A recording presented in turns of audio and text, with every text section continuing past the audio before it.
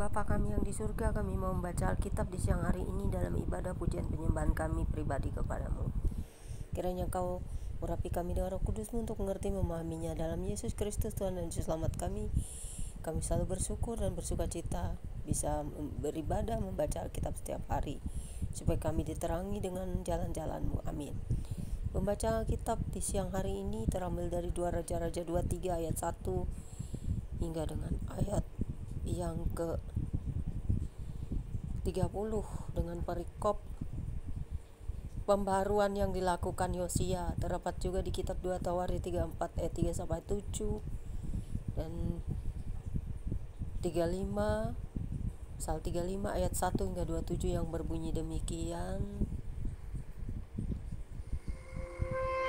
Sesudah itu raja menyuruh orang mengumpulkan semua tua-tua Yehuda dan Yerusalem.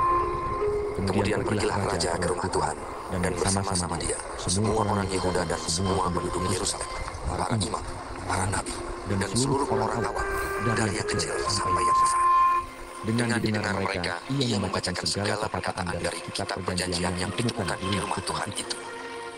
Sesudah itu, berdirilah raja dekat tiang, dan diadakannya perjanjian di hadapan Tuhan untuk hidup dengan mengikuti Tuhan, dan tetap menuruti perintah-perintahnya, peraturan-peraturannya, dan ketetapan-ketetapannya dengan segenap hati dan dengan segenap jiwa, dan untuk menepati perkataan perjanjian yang tertulis dalam kitab itu.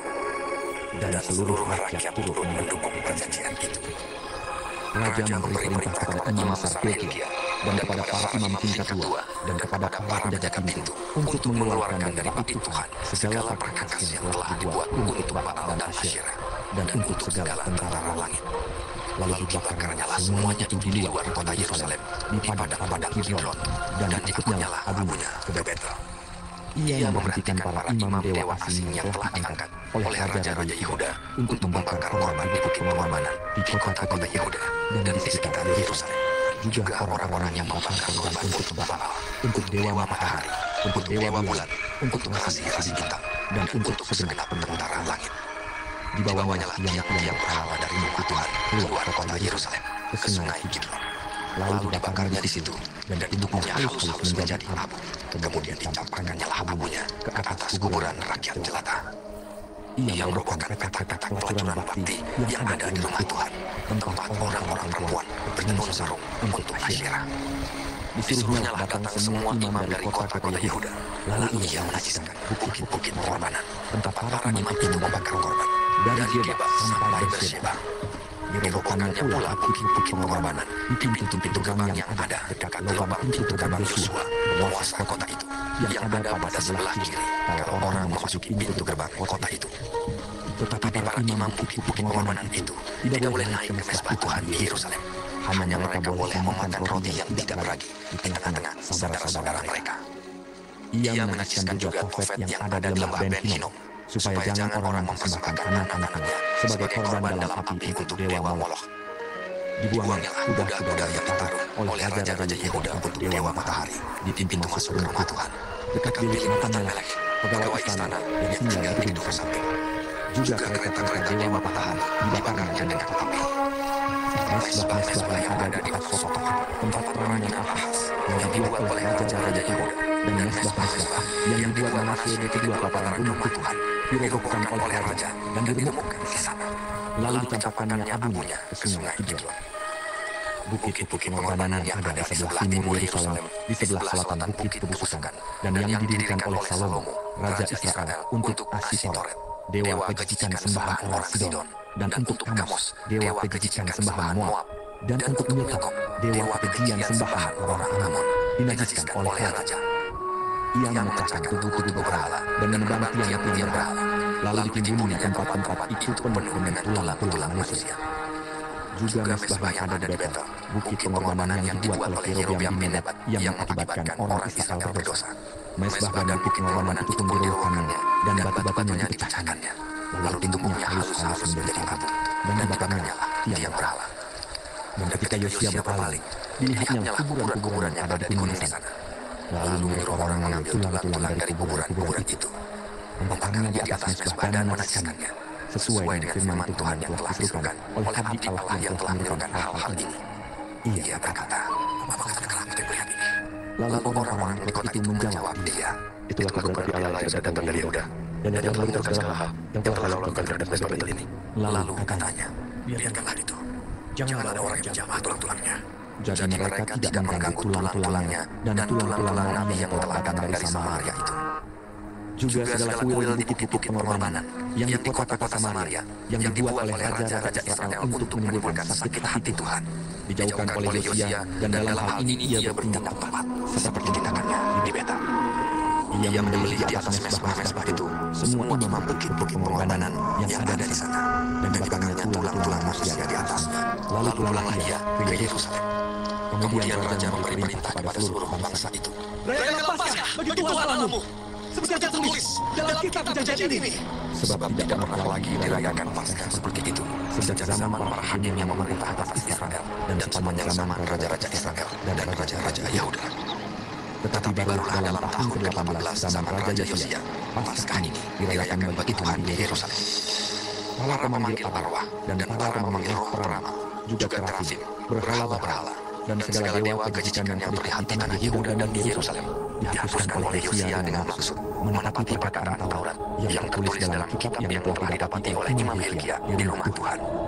Sebelum dia, tidak ada raja seperti dia yang berbalik kepada Tuhan dengan segenap hatinya, dengan segenap jiwanya, dan dengan segenap kekuatannya, sesuai dengan segala Taurat Musa.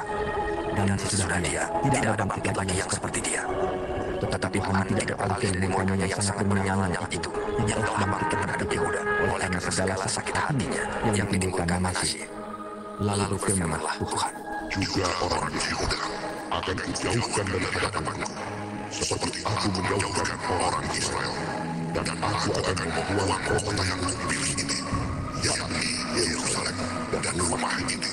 Walaupun aku telah berfirman tentangnya, namaku akan tinggal di sana. selebihnya dari riwayat Yosia dan segala yang dilakukannya, bukankah semuanya itu tertulis dalam kitab sejarah raja-raja Yehuda? Dalam zamannya itu, majulah Firaun Neko, Raja Mesir, melawan Raja Asyur di tepi sungai Efrat. Raja Yosia pergi menghadapi dia, tetapi Firaun membunuhnya di Megido, segera sesudah ia melihatnya.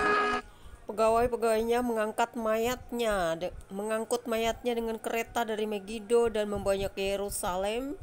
Kemudian mereka menguburkannya dalam kuburnya sendiri. Maka rakyat negeri itu menjemput Yoahaz anak Yosia, mengurapi dia dan mengangkat dia menjadi raja menggantikan ayahnya. Demikianlah pembacaan kitab kita siang hari ini. Tuhan, kami tahu bahwa menyembah kepada ilah lain, berhala-berhala tidak berkenan di hadapan-Mu, karena Engkau adalah Tuhan Allah Israel, Allah yang hidup, yang mengasihi bangsa Israel dan semua bangsa yang mengenal Engkau dengan kasih karunia-Mu. Terpujilah Engkau Tuhan untuk selamanya, berkati selalu bangsa Israel untuk selama-lamanya, seperti perjanjian-Mu bahwa walaupun mereka hancur dan remuk, bahkan tulang-tulang mereka pun Engkau bangkitkan, bahwa Engkau benar-benar berkuasa atas segala jagat raya yang Kau ciptakan, atas semua hal yang di bumi ini, di seluruh semesta, dan baik di langit di bumi.